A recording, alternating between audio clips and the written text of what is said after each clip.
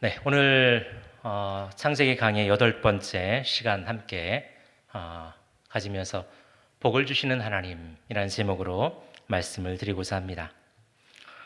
세상 누구도 복을 받기를 싫어하는 분은 아마 아무도 없을 것입니다. 그러나 우리는 과연 그 복이 어떤 복인가를 따져 보지 않으면 안 됩니다. 왜냐하면 어떤 복은 복 같은데 복이 아닌 경우가 있고, 또 어떤 경우는 복이 아닌 것 같은데 복인 경우가 있기 때문이죠. 예를 들어 보겠습니다. 우리가 복 가운데 어떤 복을 받기를 원하느냐라고 우리가 사람들에게 물어보면 아마 두 가지로 이야기하지 않을까 싶습니다. 하나는 부자가 되는 거죠. 부유함입니다. 돈이 많이 있으면 못할 것이 없어 보이기 때문입니다. 돈이 없어 할 수 없었고 또 살 수 없었던 것들을 마음껏 누려보고 싶은 그런 심리에서 돈은 매우 매력적인 복이 아닐 수 없습니다. 그런데 과연 돈이 진정한 행복, 진정한 복일까요? 돈은 우리 생활에 반드시 필요한 재원인 것만큼은 틀림이 없습니다. 하지만 그렇다고 돈이 우리가 원하는 모든 것을 가져다 주는 것은 결코 아니라는 사실을 저나 여러분, 그리고 이 세상 모든 사람들은 다 알고 있습니다. 오히려 이 돈이라는 이 올무에 걸려서 가정이 파탄이 나고, 또 형제의 우애가 금이 가고, 심지어 그것을 얻기 위해서 도둑질을 하거나 강도짓을 하고, 심지어는 살인까지도 하는 그런 원인이 바로 이 돈이라는 것, 우리는 너무나 잘 알고 있습니다. 게다가 일명 우리가 복권이라는 로또에 당첨된 분들의 삶을 가끔 우리가 뉴스를 통해서 보게 되죠. 많은 분들이 갑자기 큰 금액의 돈이 들어오면 그것을 가지고 평생 떵떵거리면서 행복하게 살 것이라고 생각합니다. 하지만 실상은 몇 년 안에 다 탕진하고, 그리고 그 전의 삶으로도 돌아가지 못한 채 폐인이 된 경우가 많다는 그런 이야기를 우리는 신문 지면을 통해서 또 뉴스를 통해서 많이 듣게 됩니다. 이처럼 이 돈이라는 것은 만몬이라는 신과 같습니다. 거기에 빠져버리면 우리가 헤어나오기가 여간 어려운 것이 아닙니다. 자린고비나 스크루지를 한번 생각해 보면 우리는 잘 알죠. 그들이 얼마나 돈의 노예가 되어 있는지, 세상을 지배할 것 같은, 그리고 무엇이든지 다 할 수 있을 것 같은 그런 부자였지만 그들은 오히려 돈의 노예가 되어 있었습니다. 돈의 지배를 당하고 있던 것이죠. 그런 이들에게 스크루지처럼 꿈에 하나님께서 나타나서 강권하신 같은 은혜가 아니면 그 만몬으로부터 벗어나기란 결코 쉽지 않은 것입니다. 그 만몬의 힘이 얼마나 센가 하면 예수님도 성경을 통해서 하나님과 비견될 정도다라고 말씀하셨죠. 우리 누가복음 16장 13절 말씀 함께 같이 읽어보겠습니다. 같이 읽겠습니다. 시작. 지파인이 두 주인을 섬길 수 혹 이를 미워하고 저를 사랑하거나 혹 이를 중히 여기고 저를 경히 여길 것임이니라. 너희는 하나님과 재물을 겸하여 섬길 수 없느니라. 네. 하나님을 섬기는 데 있어서 비견된 그 존재는 다른 무엇이 아니라 바로 재물, 돈이었습니다. 그런가 하면 이 돈과 함께 양대산맥을 이루는 다른 복 하나는 건강입니다. 모든 것 다 가져도 건강을 잃는다면 소용이 없다라고 말하는 것이죠. 특히나 선진국에 진입한 우리나라 사람들의 관심사는 급격히 이 건강에 집중되고 있는 것이 사실입니다. 제가 어릴 적 우리나라는 보릿고개를 막 넘어서서 잘 살아보세 이 새마을 운동을 펼치면서 고도의 산업화를 이루어가고 있었습니다. 하지만 그때만 해도 먹을 것이 주된 관심사였습니다. 배고픔을 이기는 게 급선무였던 그런 시대였죠. 그래서 학교 갔다 오는 길에 저는 빈 도시락통에 딸기를 따서 거기에 가득 담아서 따오기도 했던 그런 기억이 있습니다. 또 이런 봄과 같은 날에는 방과 후에는 책가방을 집에 던져놓고 호미를 들고 또 망태기를 옆에 끼고 밭으로 논으로 가서 바로 쑥을 캐고 또 냉이를 캐는 봄나무를 캐는 그런 일도 있었습니다. 학교에서는 빵을 보급해주기도 했는데 저는 사실 빵을 받지는 못했어요. 그런데 어느 누나가 지금도 그분이 누군지는 기억이 안 나는데 하여튼 그분이 항상 반을 나눠서 저를 반을 주셨고 너무 맛있게 먹었던 그런 기억이 있습니다. 네, 그러한 산업화를 이루어 선진국에 진입한 우리는 먹는 것을 걱정하는 시대에서 벗어나서 이젠 무엇을 먹어야 건강해지는가, 건강에 좋은가에 초점을 맞춰지고 있는 시대에 우리는 지금 살고 있다 할 수 있습니다. 하루가 멀다 하고 수도 없이 많은 건강식품들이 쏟아져 나오고 있죠. 뉴스엔 먹어서는 안 되는 약초들까지도 건강식품으로 둔갑화해서 불티나게 팔려나가고 있다는 그런 보도도 있었습니다. 얼마나 건강을 생각하면 바로 조금만 몸에 좋다고 하면 그렇게 그것을 찾고 또 사서 먹는 것입니다. 먹는 것뿐만 아니라 운동도 전에는 단지 어떤 개인이 아침에 조깅 정도 하는 것이 다였다고 한다면 오늘날에는 아예 그룹으로 이렇게 같이 운동하는 경우가 많습니다. 동호회를 이루고 마라톤을 뛰고 또 자전거 라이딩을 하고 또 심지어는 새벽이나 밤늦게까지 헬스로 몸을 건강하게 유지하려고 하는 분들을 너무나 많이 보게 되죠. 먹고 살만하니 이젠 건강한 몸, 아름다운 몸을 유지하고픈 욕구가 운동으로 확산되어지고 있는 것입니다. 사랑하는 성도 여러분, 저는 지금 이러한 먹는 것과 또 몸을 건강히 하고자 하는 것이 나쁘다고 말씀드리는 것은 절대 아닙니다. 여러분은 저를 비롯해서 모두가 다 건강하기 위해서 맛난 것을 먹고 또 건강한 음식을 먹고 또 열심히 운동을 해서 우리의 몸을 튼튼하게 할 필요가 있습니다. 왜? 하나님이 저희들을 쓰시려면 우린 그렇게 준비가 돼야 되죠.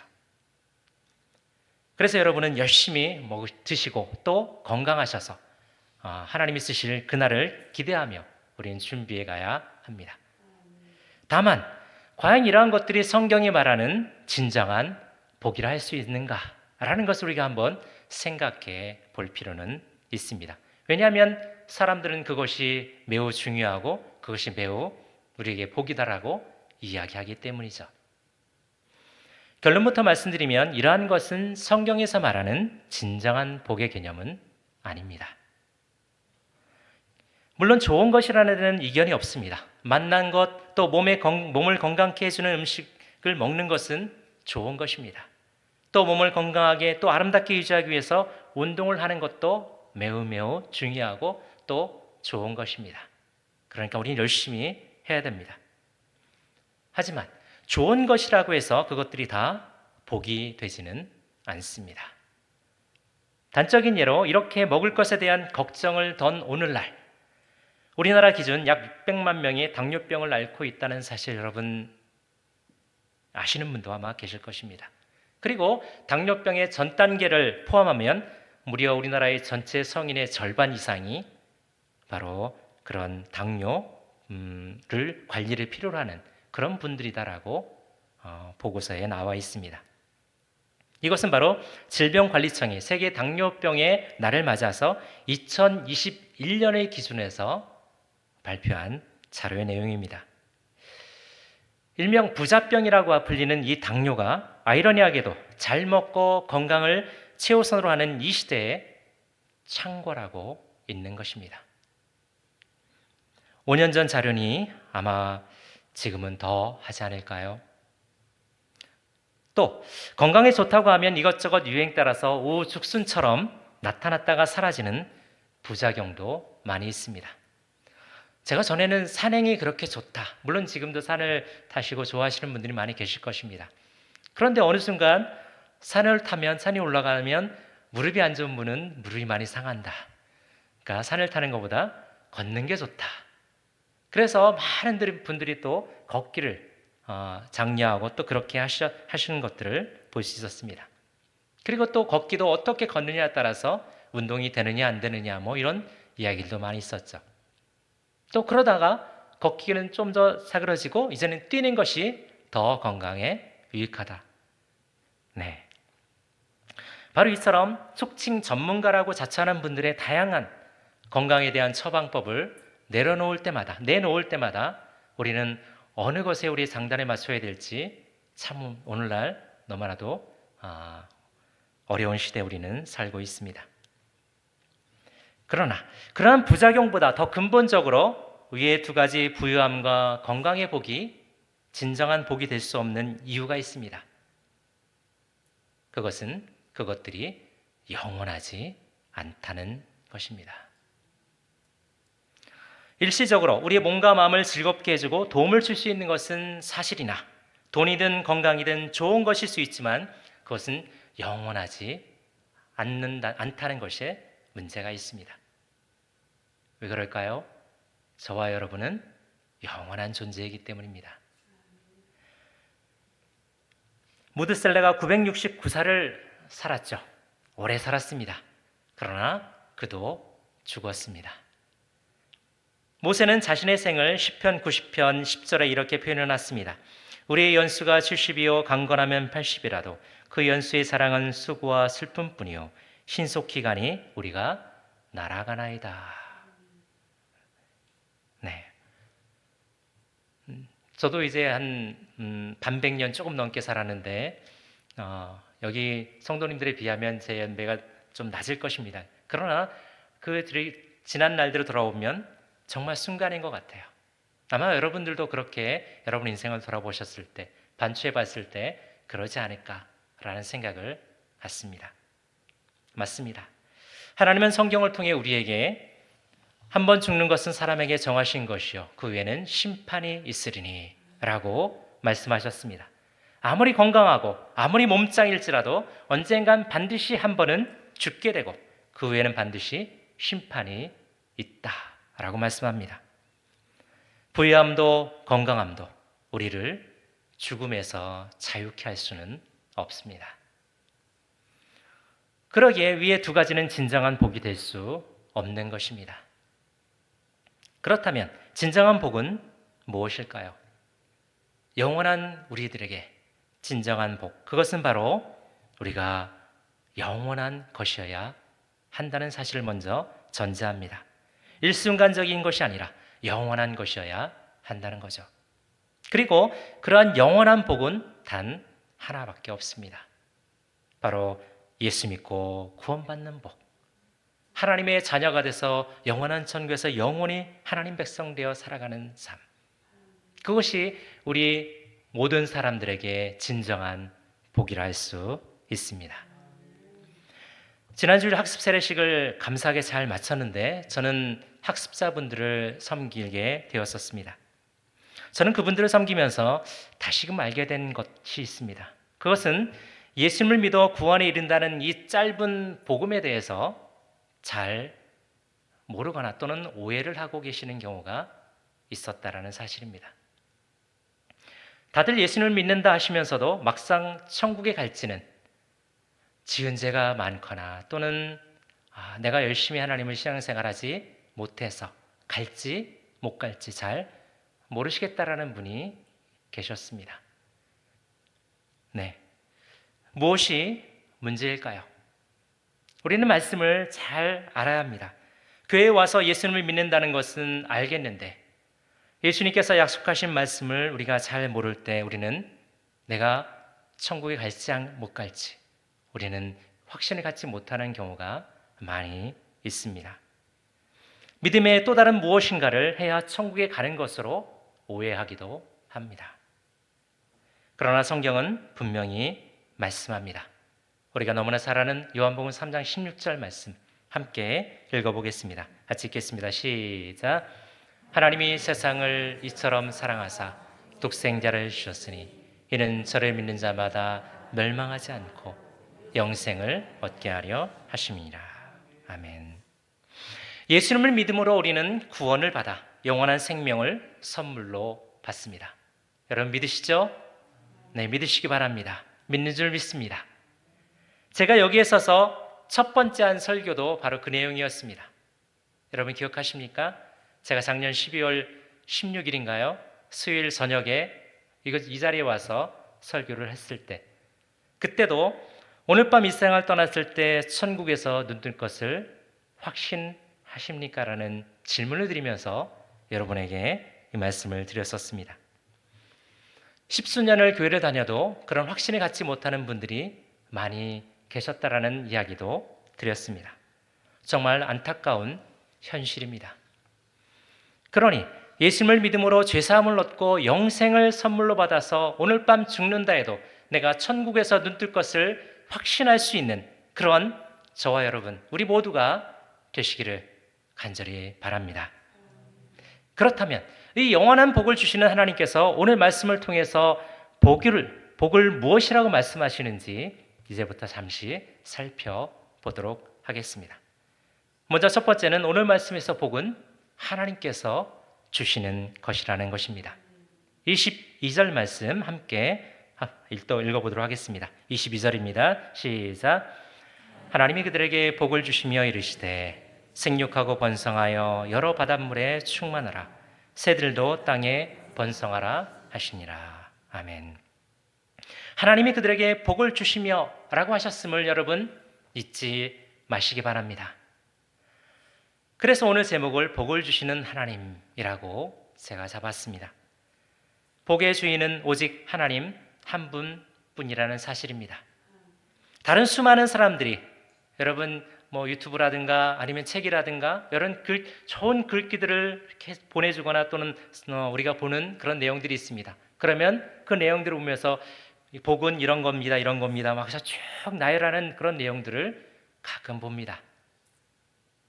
네. 그러나 아무리 그럴듯하게 말을 그렇게 할지 몰라도 그것은 하나님께로부터 나온 것이 아니라면 그건 복이 아닙니다. 짝퉁입니다. 가짜입니다. 아니, 그것은 복이 아니라 저주라고까지 말할 수도 있습니다. 복을 주는 주체도 아니면서 복을 준다고 허위 광고를 내면 여러분 그것을 뭐라고 합니까? 사기라고 하죠. 네, 사기치는 겁니다. 그러니까 사기는 좋은 게 아니죠. 저주일 수밖에 없습니다. 그러한 이들이 주는 복, 그래서 복이 아니라 건 저주가 되는 것입니다. 그에 반해서 하나님께서 오늘 말씀하시는 복은 분명하고 확실합니다. 왜냐하면 하나님은 우리가 지금까지 보아왔듯이 온 천지 만물을 창조하신 분으로서 우리에게 참된 복을 주실 수 있고 또 주시는 분이시기 때문입니다. 그럼 그 하나님께서 오늘 말씀 속에서 말씀하시는 복은 무엇일까요?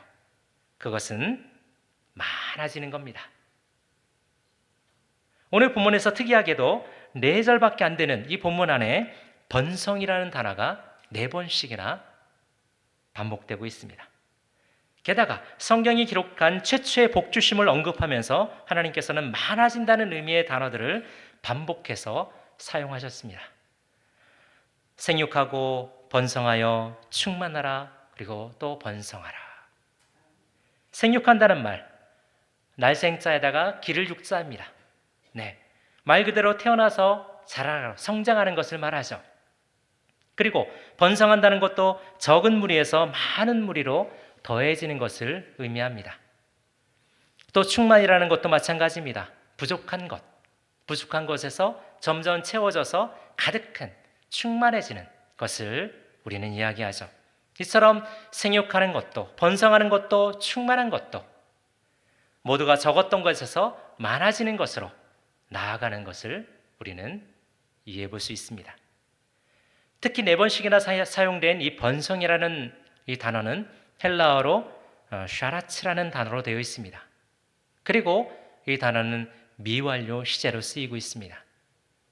미완료 시제라는 것은 번성하다 멈춰 있거나 끝난 것이 아니라 지속적으로 계속해서 번성해 가는 것입니다. 이처럼 복은 어느 한 사람이나 세대에서 멈추는 복이 아니라 계속해서 지속적으로 생육하고 번성하고 충만해지는 것이라고 하나님은 오늘 본문을 통해서 말씀하고 계신 것입니다. 이는 이후에 우리 사람들에게도 동일하게 적용된 복의 개념입니다. 28절 말씀을 함께 같이 읽어보겠습니다. 다음 주에 볼 말씀인데요. 28절 함께 보겠습니다. 같이 읽겠습니다. 시작. 하나님이 그들에게 복을 주시며 하나님이 그들에게 이르시되 생육하고 번성하여 땅에 충만하라. 땅을 정복하라. 바다의 물고기와 하늘의 새와 땅에 움직이는 모든 생물을 다스리라 하시니라. 아멘. 이는 복의 근원이 되라 하신 아브라함에게 또한 마찬가지였습니다. 그래서 12장 2절에 보면은 큰 민족을 이루고 창대하게 하리라 라고 말씀하고 있고, 또 창세기 17장 6절에서는 심히 번성하게 하리니 라고 말씀해 주고 있고, 창세기 22장 17절에서도 크게 번성하여 라고 말씀해 주고 있습니다. 하나님의 복은 이처럼 적었던 곳에서 많아지는 것입니다. 번성하는 것입니다. 큰 민족을 이루는 것이며 이름이 창대해지는 것입니다. 그리고 마침내 그 복은 오늘날 우리들에게도 동일하게 적용이 됩니다. 계시록 7장 9절엔 이렇게 기록해 놓고 있습니다. 이 일 후에 내가 보니 각 나라와 족속과 백성과 방언에서 아무도 능히 셀 수 없는 큰 무리가 나와 흰옷을 입고 손에 종려가지를 들고 보좌 앞과 어린 양 앞에 서서. 네, 마지막 날 주님 앞에 섰을 때 아무도 능히 셀 수 없는 허다한 큰 무리들이 될 때까지 하나님께서 우리에게 복음을 전하라고 말씀하고 계신 것입니다. 증인이 되라고 말씀하고 있습니다. 두 번째로 하나님이 주시는 복은 다양함입니다. 다양함. 우리 21절 말씀을 같이 읽어보겠습니다. 21절 시작. 하나님이 큰 바다 짐승들과 물에서 번성하여 움직이는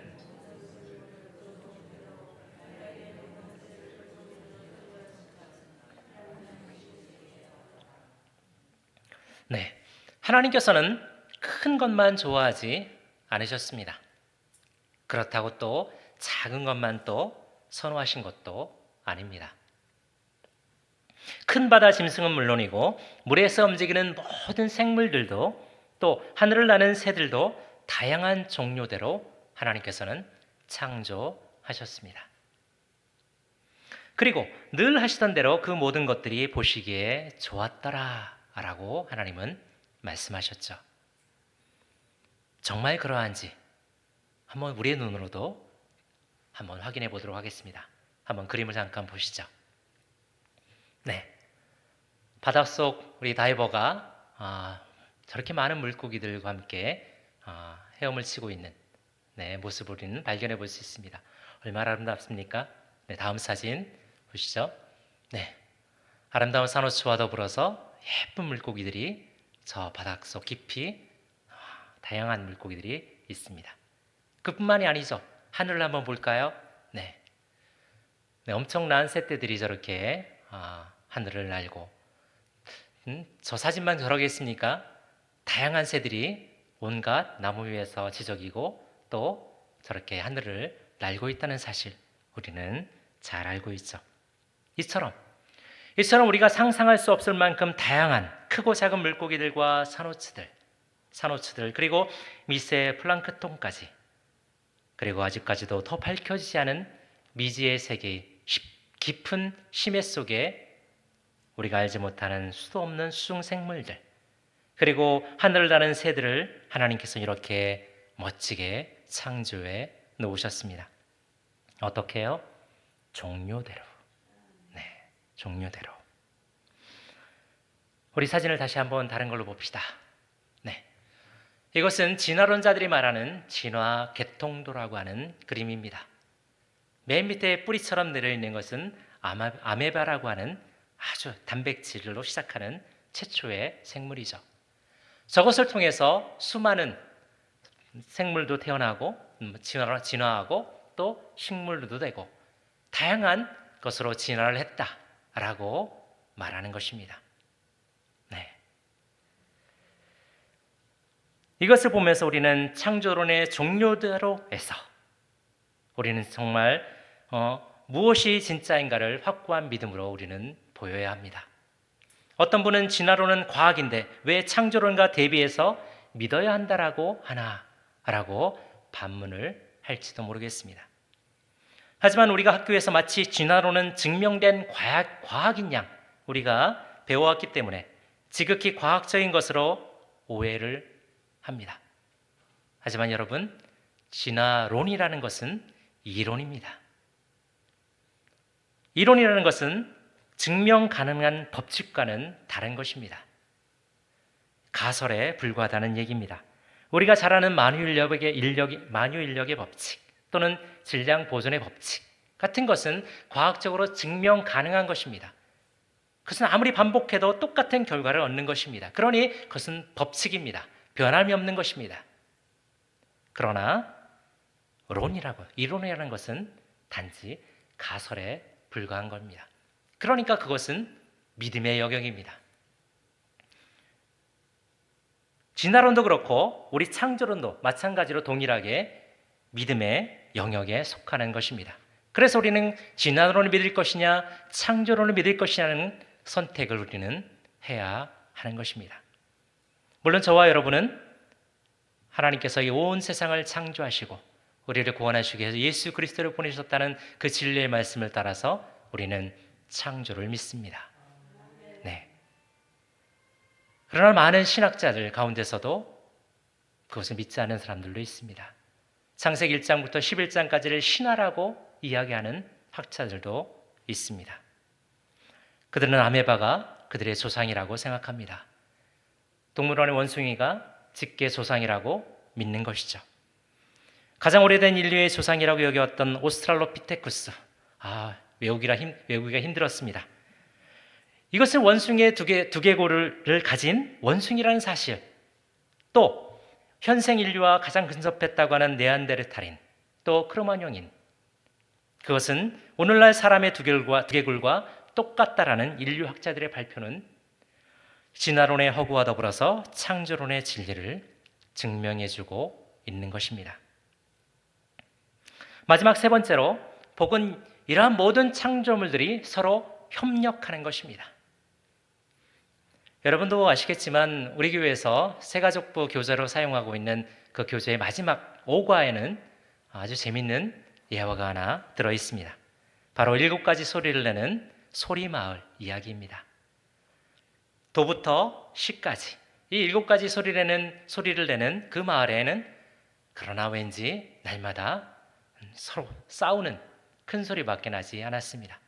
도는 내가 최고야 라고 외치고, 파는 아니야 내가 최고야 내 소리가 더 좋아 라고 외치고, 이렇게 서로의 소리가 좋다라고 외치는 그런 싸움만 일어나는 그런 마을이었습니다. 그런 모습을 본 아이들이 서로 모여서 기도하기 시작했습니다. 그랬더니 놀랍게도 아름다운 화음이 나왔습니다. 네, 도미솔 이렇게 아름다운 화음이 이루어진 겁니다. 네, 그것을 본 어른들이 깜짝 놀랐습니다.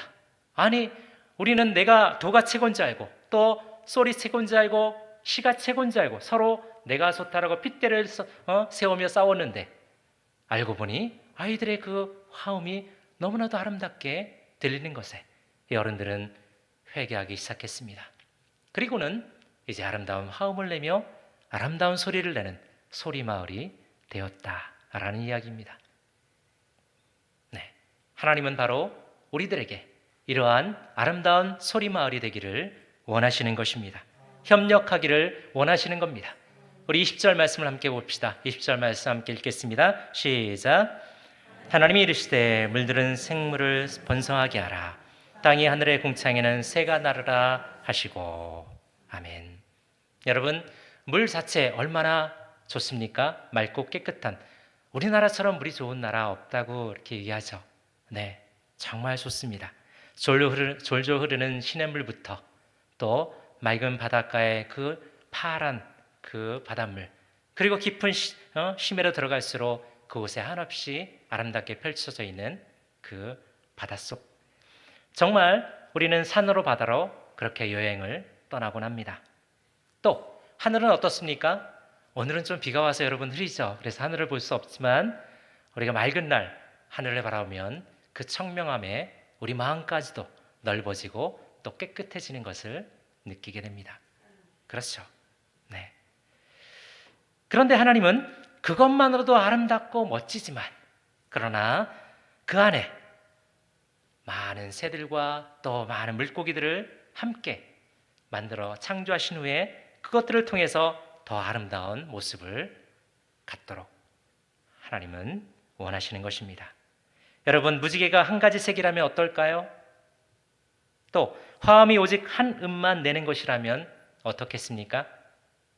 네, 그러면 그것은 무지개가 아니고 또 아무런 노래도 나올 수 없겠죠. 네, 7가지 색의 어우러짐이 우리는 그것을 무지개라고 부릅니다. 또 도부터 시까지 7가지 음을 통해서 각가지 화음을 만들어낼 때 그것은 아름다운 노래가 되는 것이죠. 하나님께서 이처럼 다양성을 가지면서도 다양하게 우리 종류대로 창조하셨을 뿐만 아니라 그것을 가지고 더욱 아름답게 협력하기를 하나님은 원하시는 것입니다. 지난 설교를 통해서도 말씀드렸듯이 저와 여러분, 우리 모두는 다 각가지 한 가지씩의 아니 그 이상의 달란트를 가지고 있습니다.